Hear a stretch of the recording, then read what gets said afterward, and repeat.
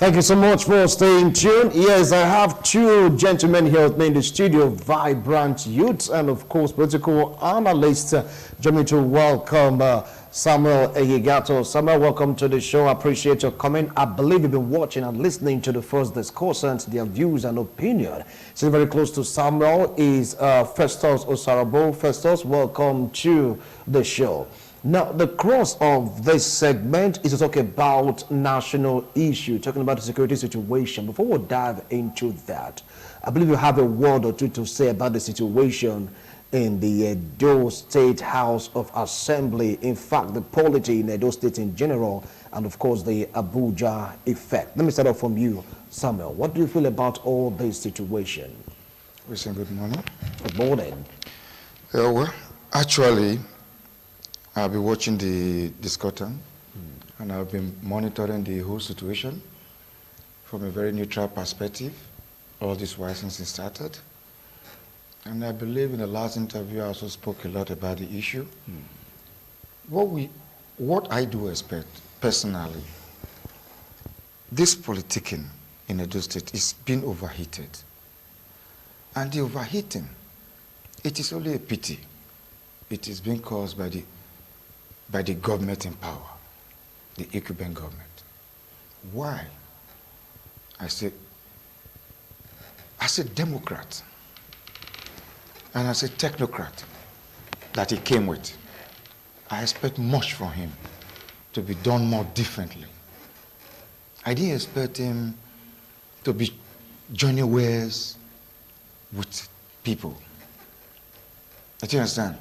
That is leading to threatening of war, threatening of this and that. I think it has not even gotten up to that.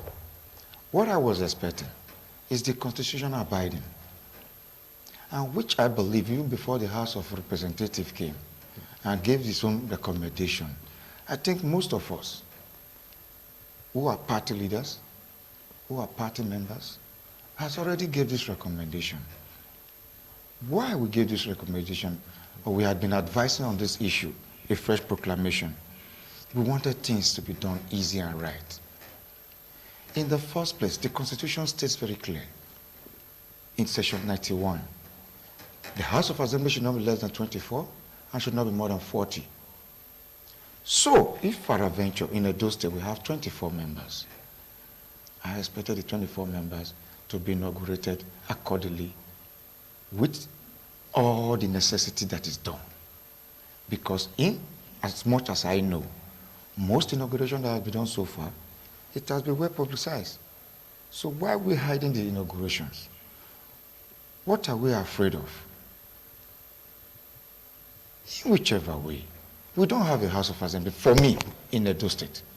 Based on the constitutional ground. All right, now, why on the other hand? Now, that is your own opinion. That's my opinion. I said, on my own opinion, based on constitutional ground, they are claiming they had a quorum. And based on the quorum, that is why they believe they have a house. But if the Constitution said we must have not less than 24 and not more than 40, then what are we talking about? Then we don't have a house yet.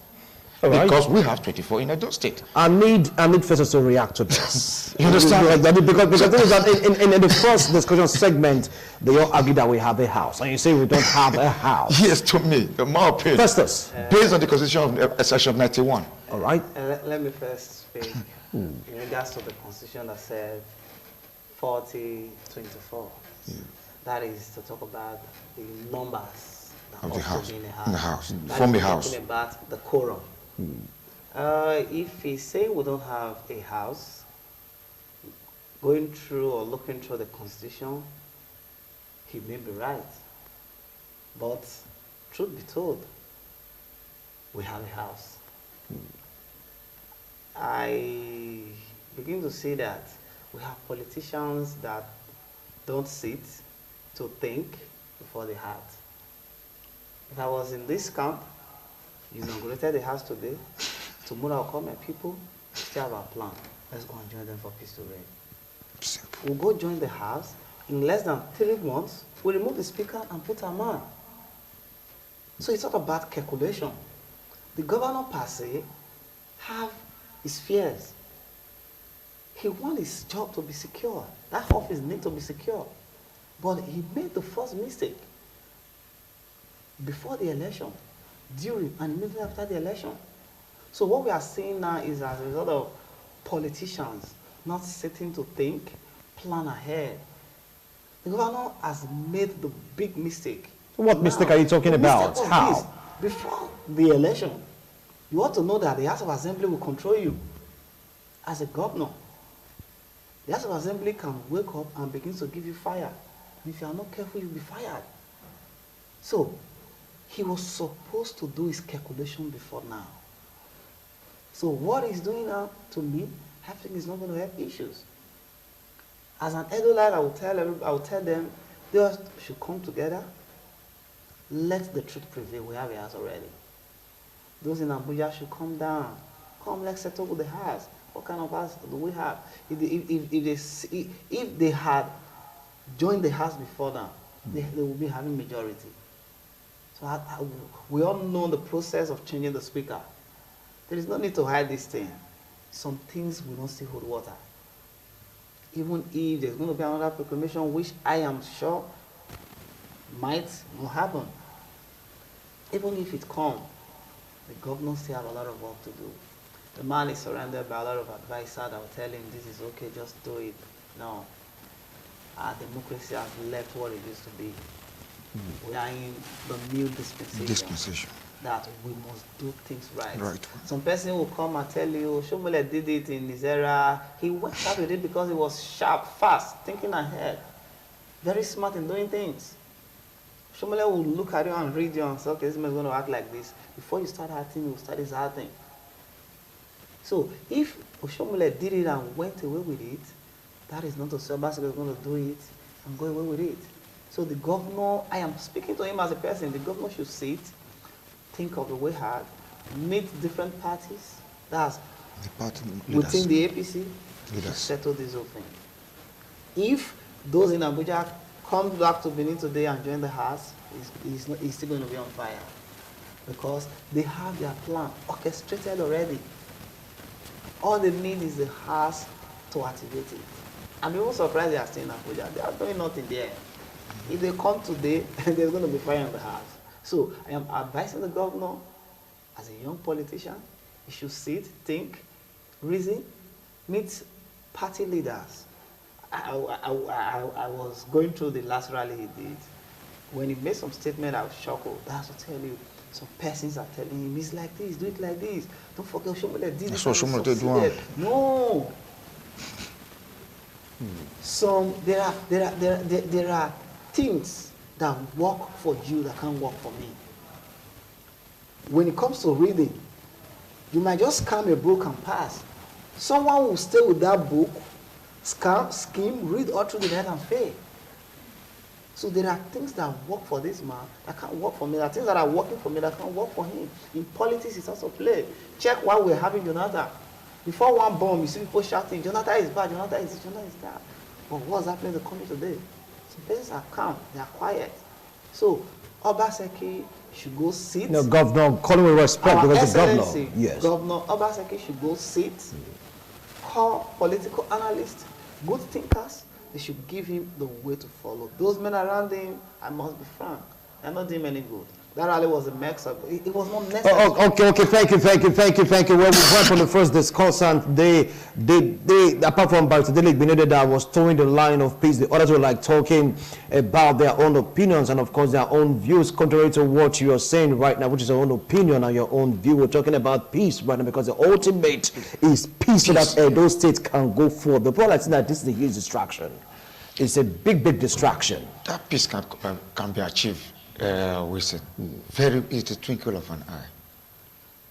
For me, who is the national leader of the party? People they said he is the one, the cause of the issue, the crisis, but I don't believe he's the cause of the issue of the crisis. But I still believe he is still the rightful man to settle this issue. Why? He's the national leader of the party, and he's also from this state. Are you getting it? So, as the supreme being of the APC party, as a nationwide, he's still going to be the same person. You as a governor is going to meet. Even the governor of Imo State, if he has an issue, he still is national leader, you are going to meet. There's no other national leader. So what I expected my Excellency Governor should do as a technocrat, as a Democrat, is to take the pride off his face. Go and see this man with leaders of the party. Sit on a round table. I do understand, to bring this issue to a conclusion. Because when that is done, you will see that this issue of some in Abuja or some in days will be gone. Because those in Abuja, I know, they are also under leaders. They did not get there by themselves. They were projected by leaders, individual leaders. And these same leaders are being fought by this government. You cannot be fighting my leader. I just understand. And you expect me loyalty from me? No. And these same leaders, you call them names. We don't need those anymore. Let him leave that aspect of antagonism. I just understand. Let him leave the aspect of castigation. Let it thaw the peace. But there's no smoke without fire. According to some allegations, he was like, being troubled first. He's reacting. Look at it. He's reacting from the trouble to him. So are you going to do him up for reacting? Are you going to beat a child and expect him not to cry? It's a parable, which means that it is not how the body scratches you that you scratch it. Because when you scratch it too much, it will get peeled. And he was scratching it, yes. But he has scratched it to peel. The only way you can to solve that peel now is to treat it.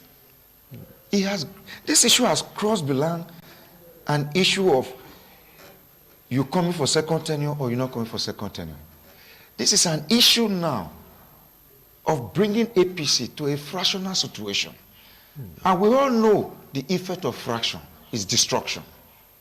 Because a house that has no unity is bound to fail. All right. So he should not toll the way some so-called advisor, just like what my brother said. He has a certain advisor right now.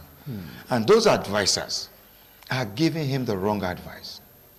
For me, they are giving the wrong advice. Because you cannot use the mistake of others as an excuse for your own mistake.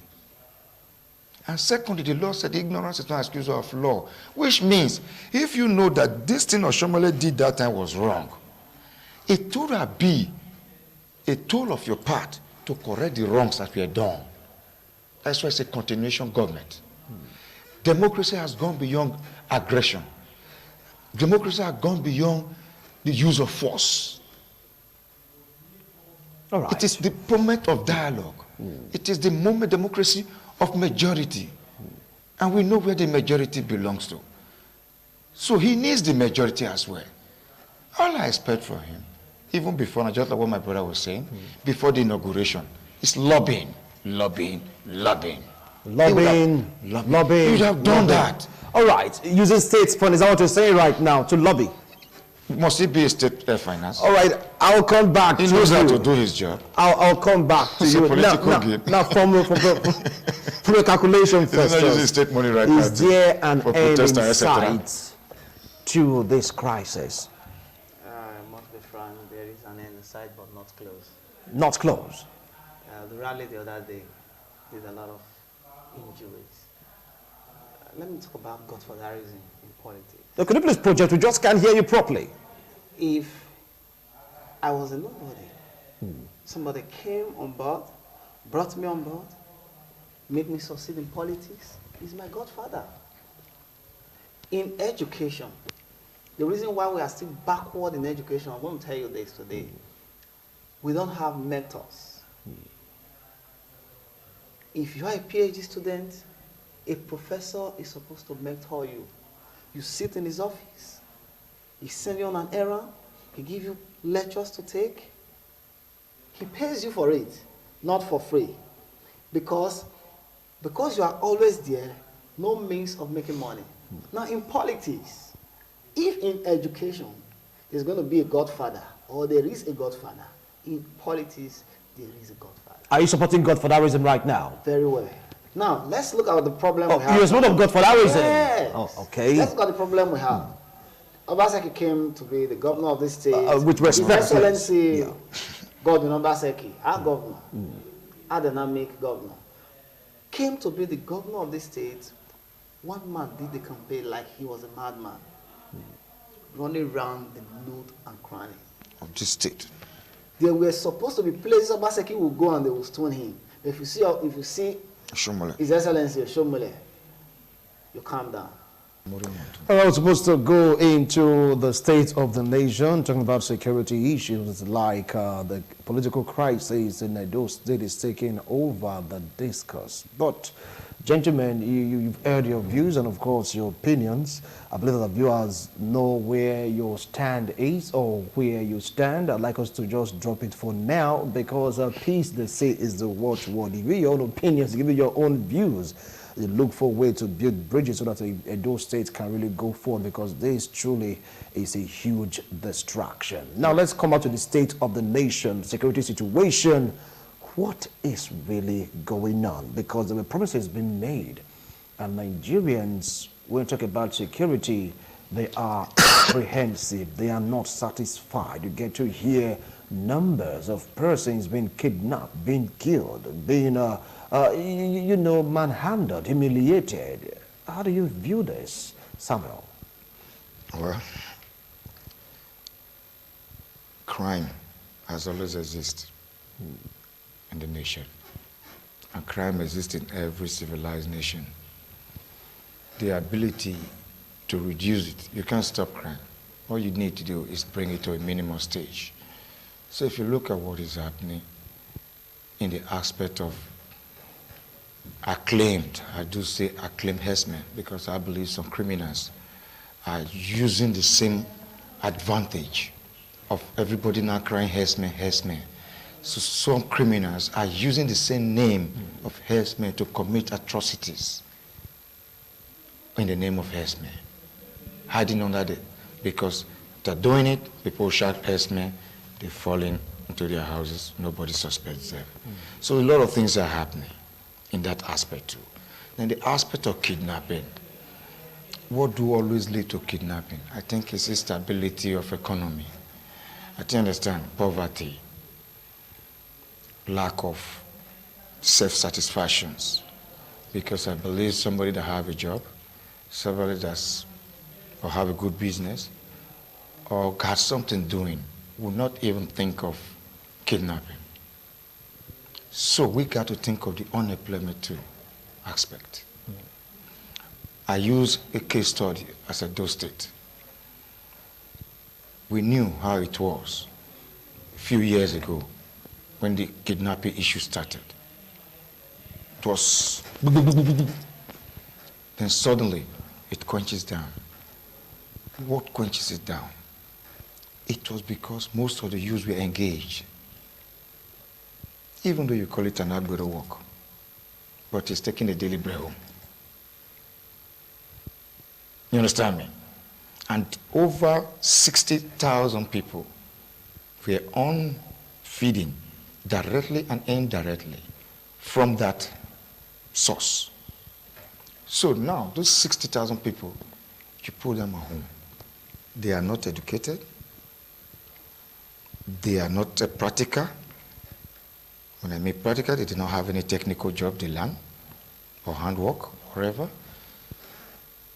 Though we have a good idea, we have a good plan to make sure we rebuild them, we re-educate them, we maneuver them to a better society system. But right now, what is happening in Edo State with the kidnapping? Somebody was kidnapped last time, 30,000 was ransom paid, 50,000 ransom paid, 250,000 ransom. It's not even the millions now. It's to tell you that this is no more even the job people we were believing that are doing the kidnapping, the Niger debtors, because they were the well known for the kidnappers. Those ones will not kidnap you and collect 50,000. They will go for millions of dollars. So it is telling you on us that the kidnapping today is because of poverty situation. Poverty situation. All right. Now I'll come back to you, Samuel. Which is also because of lack of employment. Employment. Okay, yes. I'll come back to you. Now Festus, he talked about poverty and of course unemployment. Take it up from there. Insecurity, to me, the states, the federal, and the local government are doing nothing about it. They're doing what? Nothing about it.